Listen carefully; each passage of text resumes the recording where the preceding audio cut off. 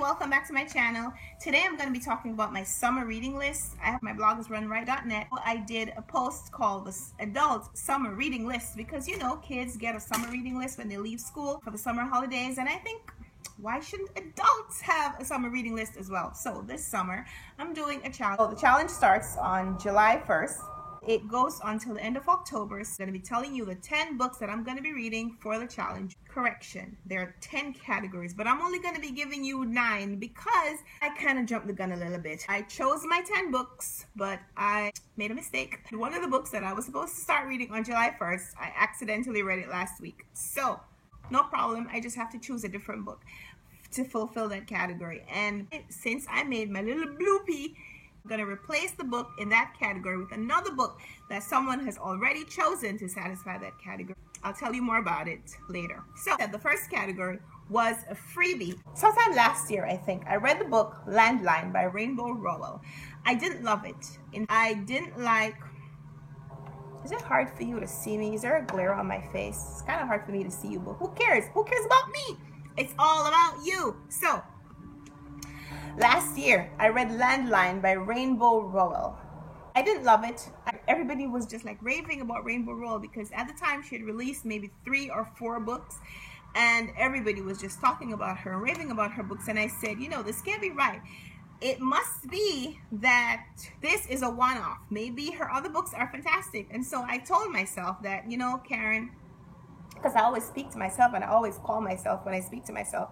I said, Karen, you know what? Maybe you should read her other books. Give her a chance. So that's what I did. So I embarked on the Read Rainbow Rowell's Books project because that's what I do, clearly. So for my freebie, I chose Carry On by Rainbow Rowell.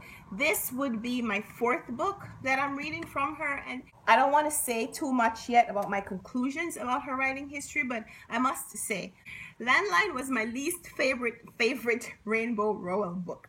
I liked Attachments, which I read a few months ago. I also liked Eleanor and Park, which I also read a few months ago. And so this will be book number 4, Carry On. Notice I got from the library. Most of the books that I'm going to use for this challenge are books that I got from the library because I don't own a lot of fiction books. I own some fiction books, but I generally probably buy fiction books after I already know that I'm going to like them.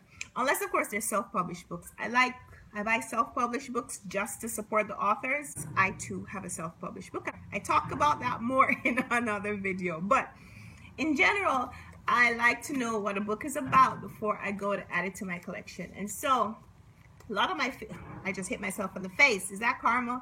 So my first book, my freebie from 5 points, I'm going to be reading Carry On by Rainbow Rowell. The second category in the challenge is to read a book where the title starts with R. I chose Remember Mia by Alexandra Burt. If you had asked me a couple of years ago if I like thriller books, I would probably say not so much. Between last year and earlier this year, I read books like Gone Girl, Girl on the Train, which I really enjoyed. And this book is about a woman who wakes up in a hospital and she can't remember what has happened. A few days before, she found her crib, her baby's crib, empty, and now she can't remember what she did or she thinks she did to her baby, and also what someone else did to her, maybe as a result, maybe in spite of, who knows. And so I'm really looking forward to getting into this book. And so 10 points for Remembering Mia. Next on the list is to read a book with 5 words in the title. For that, I chose A Spool of Blue Thread by Ann Tyler. I have already selected this book from the library twice. I reserved it, it came to me, I brought it home, I wasn't able to read it, I brought it back. I reserved it, I brought it home, I wasn't able to read it, I brought it back. This is attempt number 3. It's a pretty big book, which I like long books where the characters are really developed, where the story gets really deep. And this book is about 360 pages.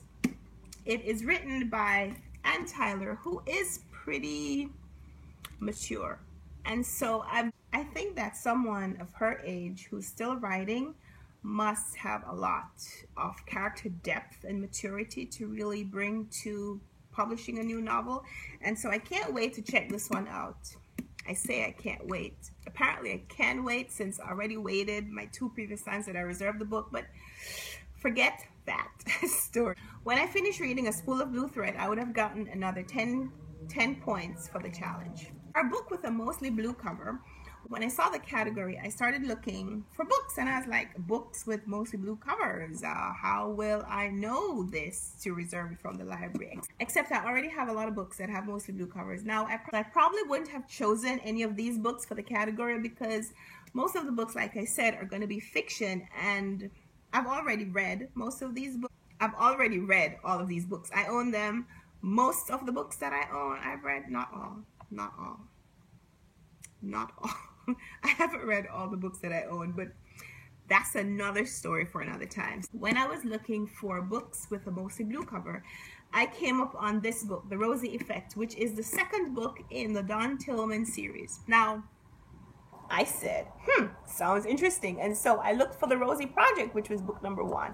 And if you watched my video where I reviewed The Rosie Project, you will remember that I fell in love with Don Tillman and Rosie and all the characters in the book that I was supposed to love. And I hated all the characters that I think Graeme Simsion wanted me to hate. And I couldn't wait. I literally could not wait for July 1st to come so I could start reading this book. And you will notice that even though it is now July 1st, I have already started this book because this is the first book that I picked. The Rosie Effect by Graeme Simsion. Don Tillman is he's mentally overdeveloped. He is a scientist in the Rosie Project. He fell in love with Rosie, who he thinks is just a bartender, but she's also a PhD student in genetic studies. And in the Rosie Effect, they have gotten married. They've been married now for about 10 months. 10 months and 10 days exactly. They've been married and they have moved from Australia to be living in New York. And so I am so excited that my characters are now in my city. Well, my adopted city, but my city. Hello. Don Tillman and Rosie, they live near me. I might see them. Okay, I know I won't see them. Okay, I'm not crazy, guys. When I finished reading The Rosie Effect, I would have gotten another 15 points for the challenge.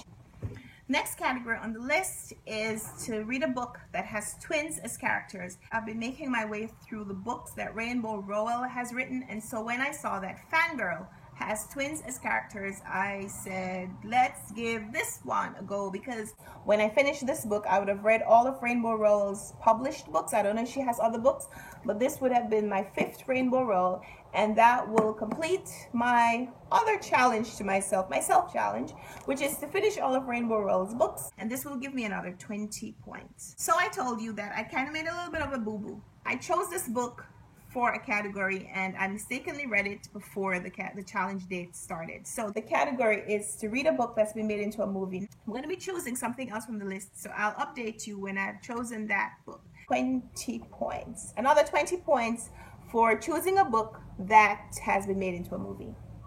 The next category is to choose a book that is set in a country that you've always wanted to visit. I chose Love in a Time of Cholera by Gabriel Garcia Marquez. I own this book and I have read it before. I read it a few years ago when I was in college and I loved it. This is my first book by Gabriel Garcia Marquez. This is the book that made me fall in love with his writing. I also saw the movie, so I could technically use this book to do that challenge and then choose another book. Choices. But right now, just know that I'm going to be rereading Love in the Time of Cholera this summer. I love Mr. Marquez's writings. I think his writing is fantastic, and I recommend him to everybody that I meet. I list him as one of my favorite writers. I just feel like now that I know more about him, I've read several others of his books. I read 100 Years of Solitude. I read Chronicles of a Death Foretold. Can't remember other books right now, but I think that I'm better able to appreciate this, and I just want to see how my interaction with the book would have changed now that I've matured like fine wine or really good cheese. Reading a book that's set in a different country, a country that you've always wanted to visit, will give me another 25 points for the challenge. Last year, all the book blogs were raving about this book, The Book Thief by Markus Zusak. I got it from the library last year and I opened it up and I saw that it was a little girl interacting with death. And I don't know, I just couldn't get into it, and so I stopped. But I think that it is probably a fantastic book. It is about sometime in the war, and it's weird because Markus Zusak is a really young guy. He's probably younger than I am. This book is over 500 pages, and so I'm going to set this one aside for a really long weekend or a trip. In the middle of July, I have a trip to Washington, D.C., and it's going to be about 3 hours each way on the bus. That's 6 hours. I could read 545 pages in 6 hours, provided that I don't interact with anyone else on the bus. And so I might bring Book Thief with me for that trip. But this summer, I'm going to be reading The Book Thief. This book is 30 points. Okay, you know what? Maybe I should read it quicker so I can get my points really quickly. Markus Zusak, The Book Thief, is going to be on my list this summer. For 30 more points, I have to read a book that is music related. I chose Aubrey Waite by Robin Benway. I think this is young adult fiction. Yes, it is. It says it right here, young adult fiction. And even though I don't read a lot of young adult fiction, usually when I read young adult fiction, I really enjoy it. And so I'm looking forward to reading this one because it's young adult. It's going to be light. I'm sure the story is going to be fun. It's going to be cool. I'm going to probably feel really cool when I'm reading it. And so, maybe I'll just dress in like some bright colors and some Converse and sit on the train and just hold this book up and let everybody think that, oh, she's kind of cool. She's with it. She reads young adult fiction. Last category for the challenge is to read a book that was published over 100 years ago. For that challenge, I am choosing A Tale of Two Cities by Charles Dickens. I bought this book a few years ago when I was collecting Barnes & Noble classic books. And you'll notice, because I use random things like napkins as bookmarks, my bookmark is on page 9. So on page 9, from when I started reading the book a couple of years ago, I just didn't finish. I didn't get up to page 20. I didn't even get to page 10. That's terrible. But I plan to read this book before October 31st. That is the plan. It's almost 400 pages, so that is going to be another challenge. But it wouldn't be a challenge if the books were all easy and fun, right? The purpose of the challenge is to cause me to choose books that I wouldn't normally choose. To read A Tale of Two Cities by Charles Dickens will give me 35 points for the challenge. That is it. For the challenge, there are 10 books. And the total points that you can earn on the challenge is 200 points. And I look forward to finishing the challenge and also to finishing it pretty quickly, because the first few people who finish the challenge will get a chance to submit their own categories in the next challenge. And so I've done other reading challenges and I haven't always been very successful because I start off strong and I kind of stop. But now that I have you guys, my BookTube community, you can help keep me motivated. And so this is my summer reading list.